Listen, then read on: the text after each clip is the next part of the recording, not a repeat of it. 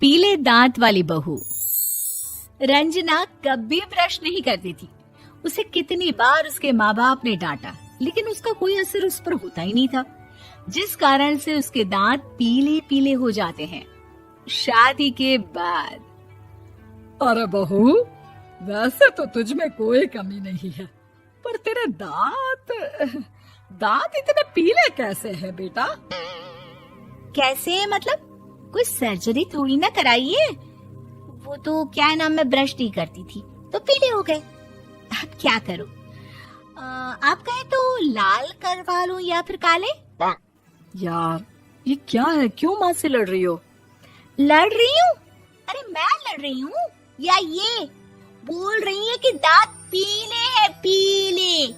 अरे तपस्या थोड़ी ना की है इन्हें पीले करने के लिए। बकायदा ब्रश नहीं किया है 20 साल तक, तब जाकर। छी, कैसी बात कर रही हो? ये उस वक्त तो पीले नहीं थे जब हम लोग तुम्हें देखने आए थे। अरे तब साफ करवा लिया होगा डेंटिस्ट के पास जाकर। अब देखो कैसे पीले पीले लग रहे हैं। रंजना सास की तरफ गुस्से से देखती है। फिर शुरू हो गई पीले पीले पीले।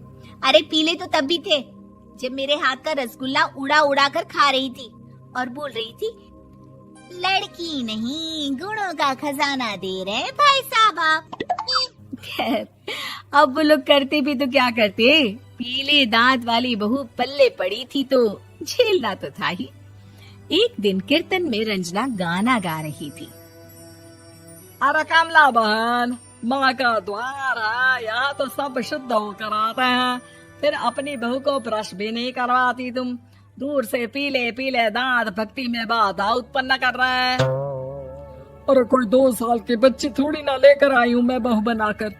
अच्छी खासी लड़की है, अरे कैसे करवाऊं ब्रश? ये तो उसे खुद करना चाहिए ना। अब माँ बाप तो इसके जैसे तैसे निपटा दिए, ये नहीं सोचा कि सास कैसे संभालेगी।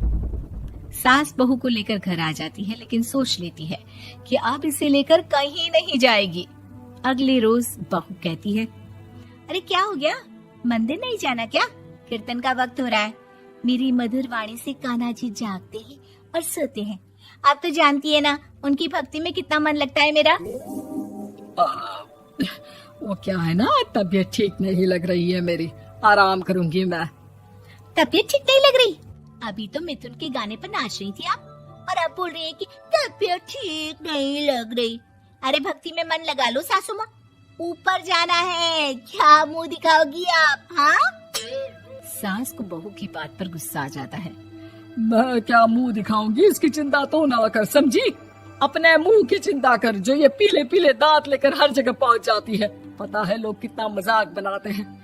ना जी ना, मैं नहीं जाना कहीं तेरे साथ। तो ये बात है, कोई ना, मत जाओ, मैं अपने कमरे में ही बैठकर भक्ति कर लूंगी। ऊपर वाला दांत थोड़ी ना देखता है, मन देखता है, भावना देखता है। और अरे बस बस, तू सब कुछ दिखा, बस ये सफेद चमकदार दांत ना दिखाना किसी को, है? जा यहाँ से। बहू को सास की बात का कोई फर्क नहीं पड़ता, वो तो जैसी थी वैसी ही रह जाती है। सुबह नहाकर किचन में खाना बनाना, फिर खाना खाना, कीर्तन भजन करना और सो जाना।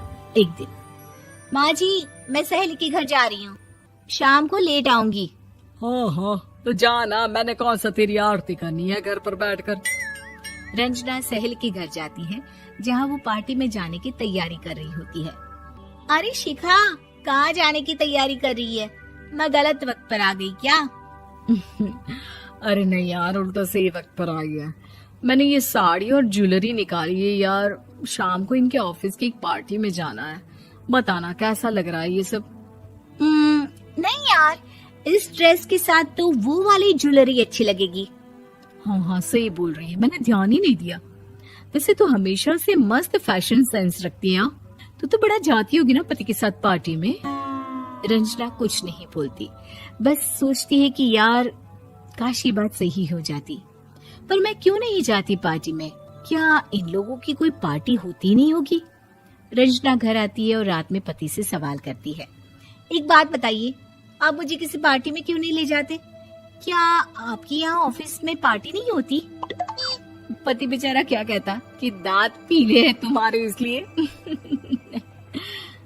अरे कोई पार्टी होती नहीं हम लोगों के ऑफिस में, तो कहाँ से लेकर जाऊं? और मार्केट, मॉल, कहीं वीकेंड घूमना, कहीं तो। अरे यार, सारे हफ्ते में एक छुट्टी मिलती है, तो सोचता हूँ कि आराम ही कर लूं। क्यों? रंजना मन मार के रह जाती है। पहले कभी सास के साथ मंदिर जाया करती थी, लेकिन वो भी सास ने ले जाना बंद कर दिया। घर बैठी बैठी रंजना बोर हो जाती है। तभी उसे आइडिया आता है और वो मायके जाने का सोचती है। सासू माँ, 2 दिनों के लिए मम्मी के घर जा रही हूँ। अच्छा ठीक है, आराम से जा। और हाँ, माँ से कुछ अच्छी आदत सीख कर आना कि कैसे शरीर के हर भाग की तरह दांतों की सफाई भी जरूरी होती है, समझी? शुरू हो गई ना आप। वो लोग आपकी तरह नहीं है कि छोटी छोटी बात का बतंगड़ बना दे। उन लोगों के लिए मैं मायने रखती हूँ, ना कि मेरे पीले पीले दांत।